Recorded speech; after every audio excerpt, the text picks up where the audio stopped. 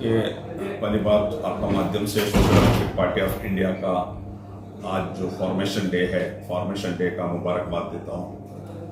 तो हमारा जो पैगाम है, हमारा जो मैसेज है, इस दिन 13 साल पहले हम social democratic party of India इसलिए बनाए जो आज़ादी के 70 साल बाद भी यहाँ के अवाम को जो उनका कॉन्स्टिट्यूशनल राइट्स मिलना था, जो उनको हक मिलना था, एक इज्जत का जिंदगी मिलना था, वो मिलने का नहीं था।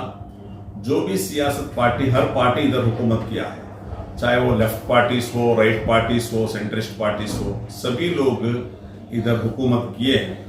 मगर प्रॉब्लम क्या है, जो भी हुकूमत किए हैं वो लोग इस देश का संविधान, इस देश का जो आइन है, संविधान का मुताबिक संविधान को इम्प्लीमेंटेशन करने का, जारी करने का काम किया ही नहीं। देखिए, 130 करोड़ आबादी का इस देश में देश का मेन एजेंडा यहाँ के अवाम होना चाहिए, क्योंकि एक डेमोक्रेसी है।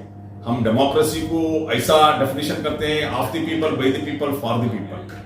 मगर अफसोस बात यह है कि आज अवाम पॉलिटिकल एजेंडा नहीं है, ऐसा हालात में है। एक पॉलिटिकल एजेंडा नहीं है, अवाम की इश्यूज चर्चा नहीं होता है, चाहे वो असेंबली हो, पब्लिक में हो। ये इस देश में हर एक इंसान को, जो अवाम को उनका जो हक है वो मिलना चाहिए, कॉन्स्टिट्यूशनल राइट्स जो है वो मिलना चाहिए, और इस आजाद मुल्क में एक इज्जत के साथ, रेस्पेक्ट के साथ, डिग्निफाइड के साथ जिंदगी करना चाहिए। इसके लिए social democratic party of India इस देश का डेमोक्रेटिकल वैल्यूज को, कॉन्स्टिट्यूशनल वैल्यूज को इंप्लीमेंटेशन करने के लिए social democratic party of India एक काम कर रहे हैं। हम इस देश के सामने एक नया एजेंडा, एक नया आइडियोलॉजी हम नहीं रख रहे हैं। हम ये कह रहे हैं कि देखिए, इस देश में कोई भी हुकूमत करे, उनका हुकूमत का बुनियाद जो है कॉन्स्टिट्यूशन है। कॉन्स्टिट्यूशन का बुनियाद पर करना, जो भी कॉन्स्टिट्यूशन का वैल्यूज है वो इंप्लीमेंटेशन होना।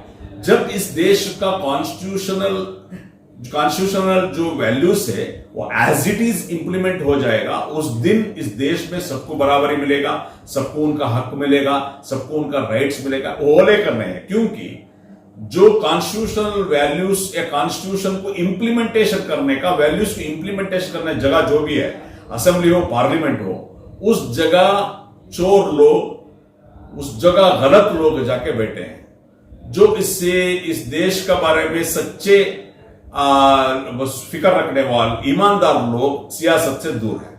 तो हम ये चाहते हैं कि ईमानदार लोग जो इस देश के लिए कुछ करना चाहते हैं, वो लोग सब जुड़कर इस देश का जो कॉन्स्टिट्यूशन को बचाना है, इस देश का संविधान को बचाना है। यही सिलसिला हम जारी है। 13 साल से विदाउट एनी कॉम्प्रोमाइज हमारा आइडियोलॉजी के साथ हम काम कर रहे हैं, लोगों के साथ, अवाम ही हमारा सियासत है, अवाम का सियासत कर रहे हैं हम। टाटा, बिरला, अनिल अंबानी उनका सियासत नहीं कर रहे हैं, हम अवाम की सियासत कर रहे हैं।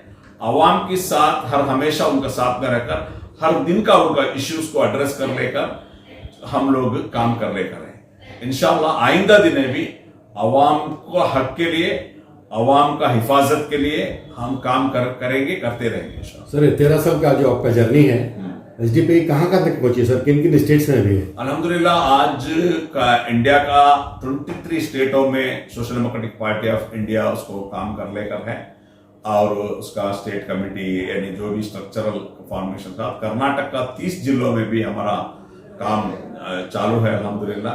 ग्राउंड लेवल पे एक अवाम लोगों को, यूथ्स को एक पॉलिटिक्स का अहमियत बताकर उनको अवेयर करते हुए हम उनको तैयार कर रहे हैं। यानी कि एसडीपीआई एक आम लोगों को, उनको पूरे तरबियत को देकर उनको लीडर बनाते हैं। हम लीडर को इंपोर्ट नहीं करते, हम लीडर को तैयार करते हैं। नीचे लेवल का एक एक लोगों को भी उनको तरबिया करके उनको लीडरशिप देते हैं, उनको लीडरशिप डेवलपमेंट करते हैं, ताकि आइंदा दिनों में उन लोग हर शोबे में, पंचायत मेंबर्स लेकर पार्लियामेंट तक, ऐसे लोग, सच्चे लोग, ईमानदार लोग आना चाहिए। उसलिए हम जद्दोजहद कर लेकर। सर, मैसूर साउथ ग्रेजुएट कांस्टिट्यूंसी में जो आपके उम्मीदवार खड़े हुए थे, रफतुल्ला खान, वो इलेक्शन को किस नजरिए से देख रहे हैं सर, जिन जिन लोगों ने आपका एक्चुअली हम हम ये चाहते कि देखिए ये जो मजलूम कौम जो भी है इनको मालूम ही नहीं है ग्रेजुएट कॉन्स्टिट्यूंसी क्या है, अलग अलग जो भी पॉलिटिकल शोबिया है, पॉलिटिकल डेवलपमेंट हो सकते हैं उनके बारे में इल्म ही नहीं है।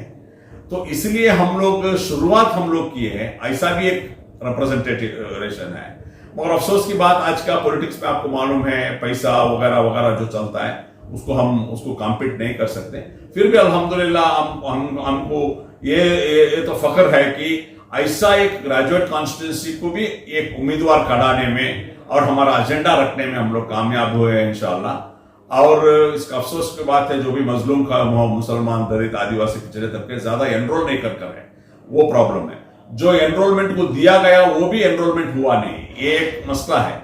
इसलिए एक ट्रेनिंग यानी कि एक कौम को एक आईना दिखाने के लिए हम लोग इस इलेक्शन को फाइट किए। सर एक आखिरी सवाल, सर हमेशा आपकी तंजीम को बैन करने को लेकर बहुत सी कोशिशें हुई, आप उसके बारे में क्या कहना चाहेंगे सर?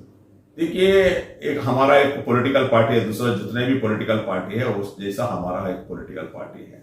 और हमेशा ये लोग बताते हैं कि बैन करने के लिए क्या गुनाह किए हैं।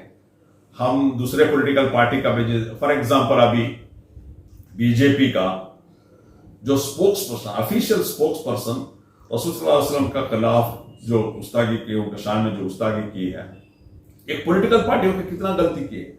मुझे ये बताइए, ये लोग जितने भी लोग हमारे बारे में बताते हैं, इस 13 साल में हम लोग किसी एक धर्म का खिलाफ, किसी एक जात का खिलाफ, किसी एक खिलाफ हम कुछ बात किए हैं? सियासत छोड़ के हम किसी का ऊपर भी बात नहीं करें, उनका देवी देवता के ऊपर बात करें क्या, किसी जात के ऊपर हम लोग बात करें क्या? हम लोग मत करें। हम क्या करते हैं, हम बात करते हैं इस देश का कॉन्स्टिट्यूशन वेल का, नाहक का, नाइंसाफी का, ये बात करते हैं।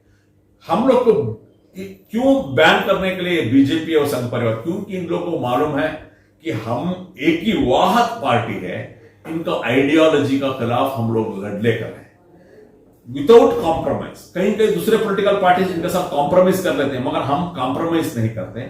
हम बिना कॉम्प्रोमाइज से इनके साथ, इनका आइडियोलॉजी के साथ, इनका जो भी एंटी पीपल पॉलिसी के साथ हम लड़ले करें। इसलिए ये लोग बार बार बोलते हैं कि हम लोग को बैन करना चाहिए। सर हाल ही में आपकी एक बुक रिलीज हुई थी सर, हुकूमत के नाकामी को लेकर, उसके बारे में थोड़ा बता दीजिए। बुक में क्या था? देखिए इधर ही आपका बुक इधर ही है जी। जी सर बताइए सर।